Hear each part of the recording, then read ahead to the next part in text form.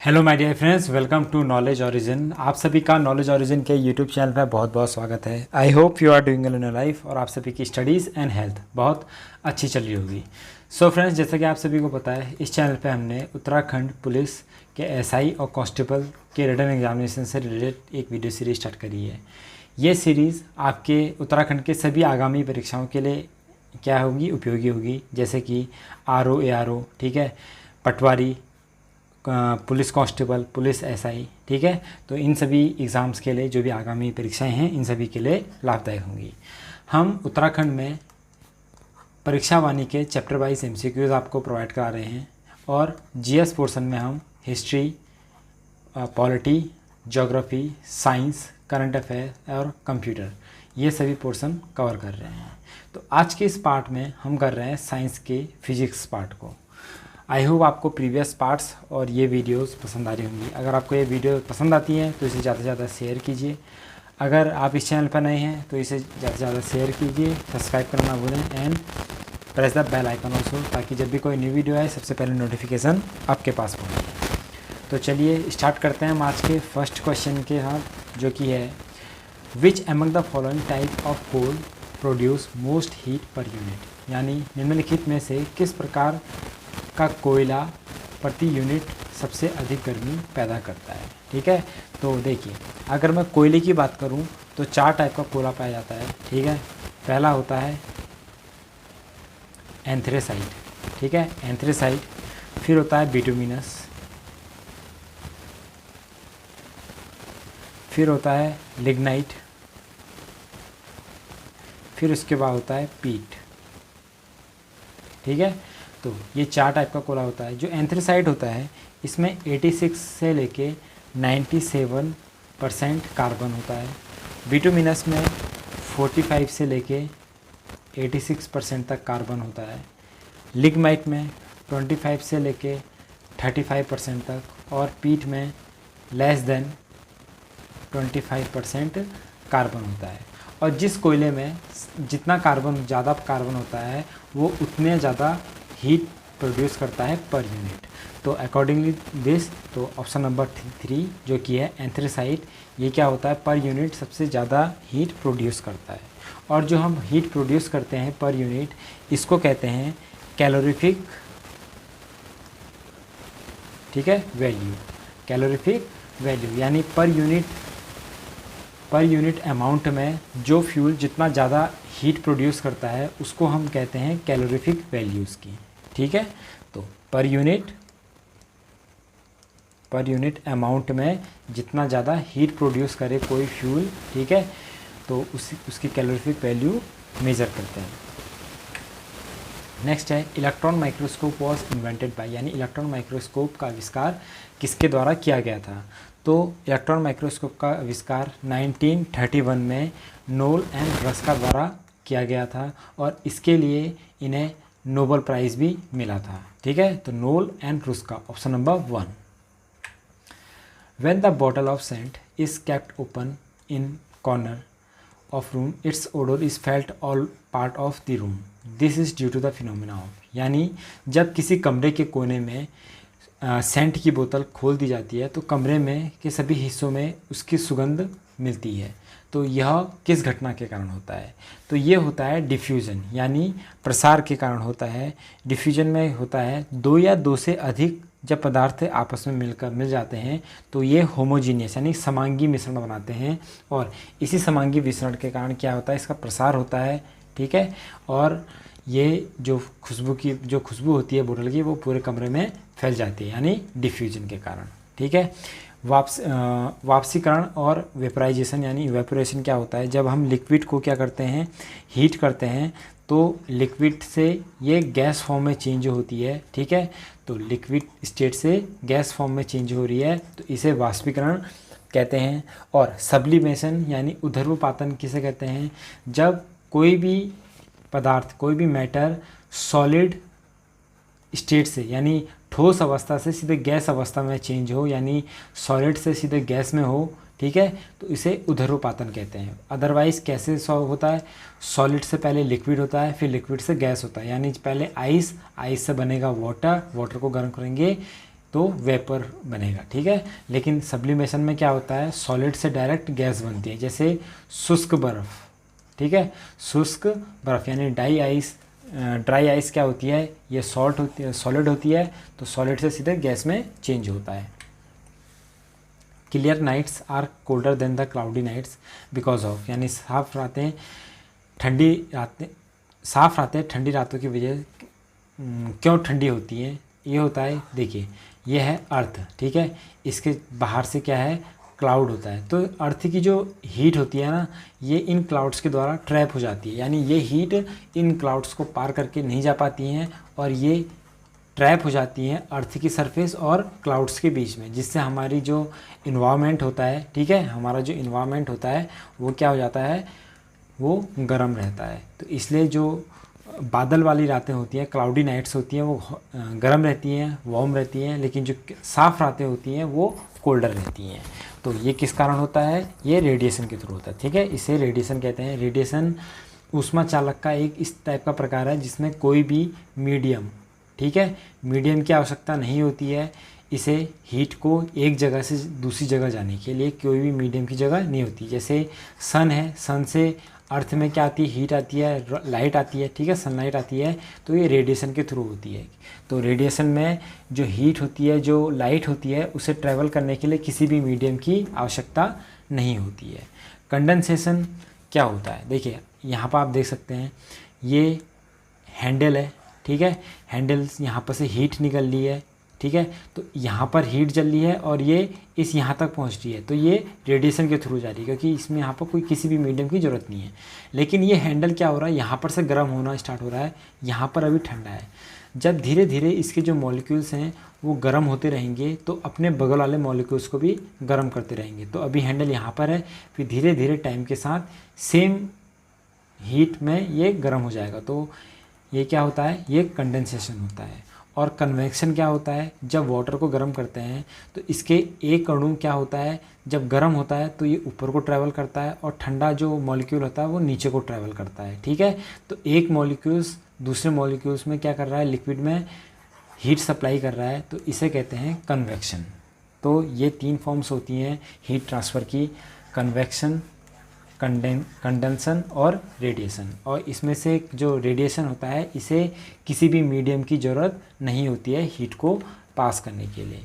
और जो चौथा ऑप्शन है आइसोलेशन, ठीक है, यानी आपतन। आपने देखा होगा जो थर्मस बोतल होती है, ठीक है, आजकल की मिल्टन वगैरह, ठीक है, तो ये बोतल में क्या होता है, अगर हम इसमें गर्म पानी डालते हैं तो ये जो गर्म पानी है, हॉट वाटर है, ये 24 आवर्स के लिए हॉट ही रहेगा। यानी इसमें जो होता है ऊष्मा और पदार्थ का क्या होता है, आदान प्रदान नहीं होता है। यानी इस पानी की जो गर्मी है ये वायुमंडल में नहीं मिलेगी और वायुमंडल की जो गर्मी है ये इस वाटर में ट्रांसफ़र नहीं होगी, यानी ये अलग से एक अपना सिस्टम बना लेता है। तो आइसोलेशन, ठीक है। नेक्स्ट है speed of sound is greatest इन, यानी ध्वनि की रफ्तार सबसे ज़्यादा किस में होती है। तो ध्वनि की रफ्तार सबसे ज़्यादा होती है सॉलिड में, फिर आता है लिक्विड में, ठीक है, उसके बाद आता है गैस। तो सबसे ज़्यादा स्पीड होती है सॉलिड में, फिर होती है लिक्विड में, फिर होती है गैस में। तो इसके according option number 3 is the right answer. अब जो ग्लास, ठीक है, सब, तो अगर हम बात करें गैस की, ठीक है, गैस यानी वायुमंडल की, यानी एयर की, तो लाइट की जो स्पीड होती है एयर में ये होती है 343.2 मीटर पर सेकेंड। अगर इसे हम किलोमीटर में बताएं तो 1235 किलोमीटर पर आवर होती है लाइट की एयर में रफ्तार। अगर वाटर की बात करूं तो वाटर में जो लाइट की स्पीड होती है वो 1483 मीटर पर सेकेंड होती है। तो आप देख सकते हैं कि गैस में 343 मीटर पर स्क्वायर है और लिक्विड में 1483 मीटर पर सेकेंड है, और सबसे ज़्यादा होती है सॉलिड में। अगर मैं साउंड की बात करूं तो ये वॉल्यूम में ट्रैवल नहीं करती है, यानी वैक्यूम, ठीक है, वैक्यूम में ट्रैवल नहीं करती है। वैक्यूम मतलब निर्वात यानी अंतरिक्ष में। तो आप अगर जो अंतरिक्ष से स्पेस होता है वहाँ पर साउंड ट्रैवल नहीं कर सकती है। क्यों? क्योंकि साउंड को ट्रैवल करने के लिए एक मीडियम की ज़रूरत होती है। अब मैं बात करूँ साउंड की, तो साउंड को अकॉर्डिंगली फ्रीक्वेंसी में 3 भागों में बांट सकता हूँ। पहला आता है इंफ्रासोनिक, क्या आता है, इंफ्रासोनिक, दूसरा आता है ऑडिबल साउंड, और तीसरा होता है अल्ट्रासाउंड। ठीक है, क्या, अल्ट्रासाउंड। जो इंफ्रासोनिक होती है इनकी रफ्तार, जो इनकी फ्रिक्वेंसी होती है वो 20 से 20,000 हर्ट्ज़ तक होती है। ठीक है, 20 हर्ट्ज़ से लेके, सॉरी, जो ऑडिबल होती है उसकी होती है 20 हर्ट्ज़ से लेके 20,000 हर्ट्ज़ तक। जो इंफ्रासोनिक होती है इसकी लेस देन 27,000 होती है। ठीक है, लेस देन 20 हर्ट्ज़। और जो अल्ट्रासोनिक होती है ये मोर देन 20,000 हर्ट्ज़ होती है। तो infrasonic less than 20 hertz, Audible 20 hertz से लेके 20,000 हर्ट्ज़ तक, और अल्ट्रासोनिक मोर देन 20,000 हर्ट्ज़। जो इंफ्रासोनिक होती हैं ये एलिफेंट हो गए, ठीक है, और एलिफेंट हो गए, इस टाइप के जानवर जो होते हैं ये हमारे क्या होता है, ये सुनाई देते हैं। जैसे अर्थक्वेक की जो फ्रिक्वेंसी होती है यानी भूकंप की, वो भी इंफ्रासोनिक में होती है। ऑडिबल जो हमें सुनाई देती है। और अल्ट्रासाउंड कौन सी होती है, ये होती है जो बिल्ली, कुत्ते, ठीक है, डॉग, कैट वगैरह ये सुनते हैं, तो इसे अल्ट्रासाउंड साउंड कहते हैं। अब मैंने आपको बताया था कि जो साउंड होती है, ठीक है, एयर में, उसकी रफ्तार कितनी होती है, 343 मीटर पर सेकंड स्क्वायर या 1235 किलोमीटर पर आर। ठीक है, तो इस रफ्तार को हम, जब कोई ऑब्जेक्ट इस रफ्तार को पा लेता है तो हम उसे मैक कहते हैं। क्या कहते हैं, मैक कहते हैं कि इसकी रफ्तार 1 मैक है। तो 1 मैक का मतलब होगा कि उसने एयर में साउंड की रफ्तार को अचीव कर रखा है। अगर किसी ऑब्जेक्ट या प्लेन की रफ्तार 5 मैक होती है तो इसे हम हाइपरसोनिक कहते हैं। क्या कहते हैं, हाइपरसोनिक, यानी हम उसकी रफ्तार कितनी है, एयर की रफ्तार, सॉरी, एयर में साउंड की रफ्तार इंटू 5, तो ये कहलाता है हाइपरसोनिक, यानी 5 मैक से ज़्यादा की रफ्तार। 1 मैक का मतलब होता है एयर की, साउंड की एयर में रफ्तार को। A gas thermometer is more sensitive than the liquid thermometer because a gas, क्या होती है, a gas does not change state easily, यानी जो गैस होती है वह अपनी अवस्था इजीली चेंज नहीं करती है, इसलिए एक गैस थर्मामीटर एक तरल थर्मामीटर की तुलना में अधिक संवेदनशील होता है। ठीक है,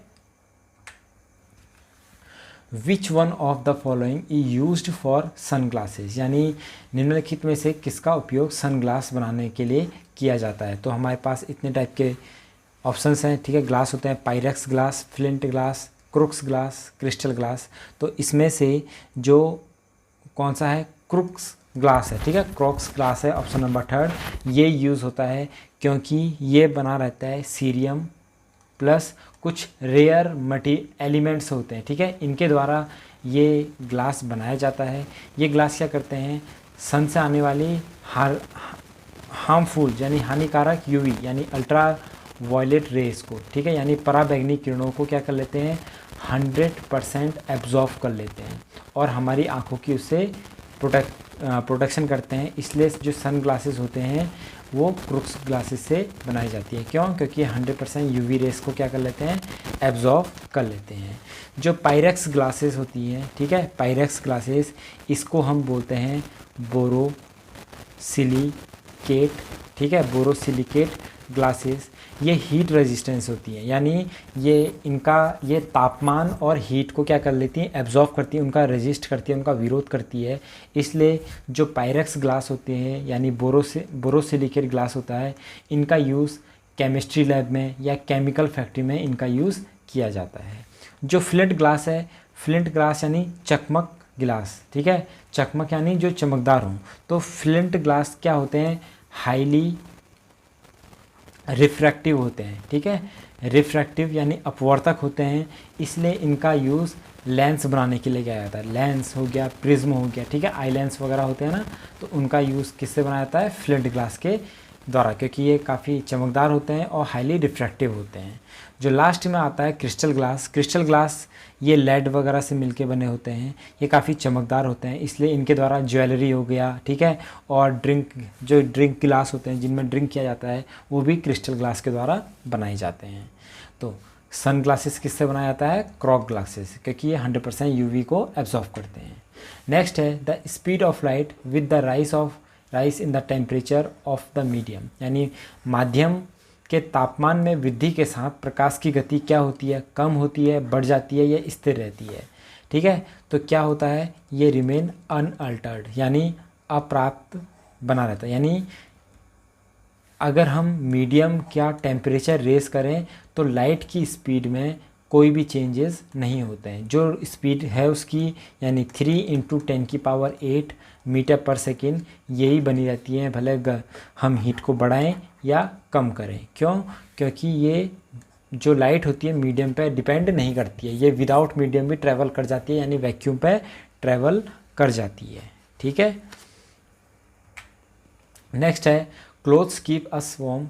ठीक है, keep us warm in winter because, यानी कपड़े हमें सर्दियों में गर्म रखते हैं क्योंकि वे क्या करते हैं? ये करते हैं prevent the heat of the body from escaping, यानी ये हमारा शरीर होता है, ये वुलन कपड़े हैं। ठीक है, गर्म कपड़े हैं, तो गर्म कपड़ों में क्या होती है? एयर ट्रैप हो जाती है। ठीक है, एयर ट्रैप हो जाती है, तो जो हमारी शरीर की हीट होती है, यानी हमारे बॉडी की हीट होती है, वो कपड़े, जो ये गर्म कपड़े हैं और हमारे शरीर के बीच में क्या हो जाती है? ट्रैप हो जाती है, यानी ये इन कपड़ों को पार करके एयर में, यानी इन्वायरमेंट में नहीं मिल सकती है। इन्वायरमेंट की ठंड अंदर नहीं आती है और हमारी बॉडी की हीट बाहर नहीं जा पाती है, तो इसके बीच में ट्रैप हो जाता है कपड़े और शरीर के बीच में। इसलिए जो सर्दियाँ होती है उसमें ऊन के कपड़े पहनते हैं, क्योंकि वो हमें गर्म रखते हैं, क्योंकि हमारे शरीर की गर्मी को बाहर जाने से रोकते हैं। नेक्स्ट है in a refrigerator what produce the cooling, यानी एक रेफ्रिजरेटर में शीतलन का उत्पादन होता है। ये क्यों होता है? ठीक है, इसमें से कोई भी ऑप्शन नहीं है जो सही है, तो हमारा ऑप्शन क्या होगा? None of these. देखिए, रेफ्रिजरेटर में एक कंप्रेसर लगा रहता है। ठीक है, कंप्रेसर लगा रहता है। ये कंप्रेसर क्या करता है? ये गैस को, ठीक है, गैस को क्या करता है? कंप्रेस करता है और एक्सपेंड करता है। क्या करना होता है? एक्सपेंड करता है और कंप्रेस करता है। जब ये कंप्रेस करता है, सपोज ये एयर मॉलिक्यूल्स हैं, ठीक है, फ्रिज के अंदर के एयर मॉलिक्यूल्स हैं, जब ये इसे कंप्रेस करता है तो अभी इतने इलाके में फैली है, तो कंप्रेस करके ये इतने इलाके में इसको क्या कर देगा? कंप्रेस कर देगा। तो कंप्रेस करके क्या होता है? जो इस मॉलिक्यूल्स के द्वारा हीट एब्जॉर्ब होती है, ये हीट रिलीज हो जाती है और रेफ्रिजरेटर का टेम्परेचर बढ़ जाता है। और जब ये कंप्रेसर इस एयर को एक्सपेंड करता है, क्या करता है? एक्सपेंड करता है, यानी फैलाने का काम करता है, तो क्या करता है? फ्रिज के चारों ओर की जो हीट होती है, ये एयर के मॉलिक्यूल्स उसे एब्जॉर्ब कर लेते हैं और फ्रिज का टेम्परेचर डाउन हो जाता है। यानी जब भी ये कंप्रेसर कंप्रेस करेगा तो टेम्परेचर बढ़ेगा, और एक्सपेंड कर रहा है गैस को तो क्या करेगा? कूलिंग करेगा। ठीक है, तो कंप्रेसर के द्वारा ये होता है। अब पहले से क्या होता था? रेफ्रिजरेटर में CFC यूज़ होती थी। CFC यानी क्लोरोफ्लोरोकार्बन। ठीक है, तो CFC का मतलब होता है क्लोरोफ्लोरोकार्बन। ये यूज़ होती थी। ये जो हमारी ओजोन लेयर है, ठीक है, अर्थ के चारों ओर, उसको क्या करती थी? ये हानि पहुंचाती थी, डिफ्लेक्ट करती थी। लेकिन अब CFC का हटा के अब हम करते हैं HFC 134a। ठीक है, HFC 134a गैस को यूज़ करते हैं, जो कि इन्वायरमेंट के लिए बिल्कुल भी हानिकारक नहीं होती है। और इसका फुल फॉर्म क्या होता है? 1112 टेट्रा फ्लोरोइथेन। ठीक है, HFC का मतलब होता है 1112 टेट्रा फ्लोरोइथेन। ये अब रेफ्रिजरेटर्स में यूज़ की जाती है। सो फ्रेंड्स, ये थे हमारे आज के टॉप 10 फिजिक्स के क्वेश्चंस। आई होप आपको ये वीडियो पसंद आएगी। अगर आपको वीडियो पसंद आती है तो इसे ज़्यादा से ज़्यादा शेयर कीजिए, और अगर आप इस चैनल पर नए हैं तो चैनल को सब्सक्राइब करना ना भूलें, और इन वीडियोस को बार बार देखिए ताकि आपका रिवीजन होते रहे। और एग्ज़ाम में अगर कोई भी क्वेश्चंस पूछता है तो आप क्या करेंगे? उसे सही करके आएंगे, आप उसे सही अटैम्प्ट करके आएंगे। देखिए, क्वेश्चन कहने के लिए एक हैं, लेकिन इसके बेस पे जो आपको अदर इन्फॉर्मेशन मिल रही है, जो दूसरी जानकारियाँ मिल रही हैं, वो भी एग्ज़ाम पॉइंट ऑफ व्यू से आपके लिए बहुत ज़्यादा ज़रूरी हैं। तो मिलते हैं नेक्स्ट वीडियो में कुछ और क्वेश्चंस के साथ। तब तक के लिए जय